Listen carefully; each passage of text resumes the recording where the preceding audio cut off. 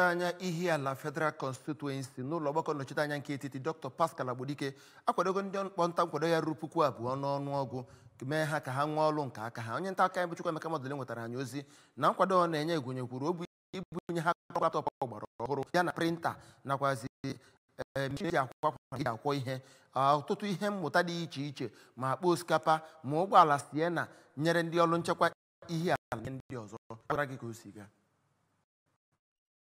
Ndị ritere erere na ya bụ ihe Maazị Agbodike kọwara na nke a bụ ugboro 7 ọ na-enye ndị ọgbọnta nkwado ya akụrụngwa ga-eme ka ha si na ụbịam pụọ ma bụrụza ọgaranya na-enyerekwazi ndị mmadụ aka. O gara n'ihu were kwuo na ọ bụkwazi ụzọ o si enyere aka na-achị steeti a bụ Ọkammụta Chukwuma Soludo aka na ezigbo ọrụ ọ na-arụ na steeti a. N'okwu nke ya, onye ji ọkwa osote onye isi oche okpuru ọchịchị ọgbọnta nkwado Anambra South na otu pati apụga bụ Maazị Surplus Ewuzie kọwara ya bụ ihe Maazị Agbodike mere dịka nke na-enye obi aṅụrị ma bụrụkwa ihe karịrị mmadụ okwukwu n'ihi na ha atụghị anya ya ma kelee ya maka ịṅomi ezigbo ọrụ Gọvanọ Soludo na-arụ na steeti a. Ụfọdụ ndị mmadụ ritere erere na ya bụ ihe Maazị Agbodike mere nke gụnyekwara Odoziakụ Nkemdelim Nwankwọ na Maazị Lotanna Agbasiere kelere Maazị Agbodike maka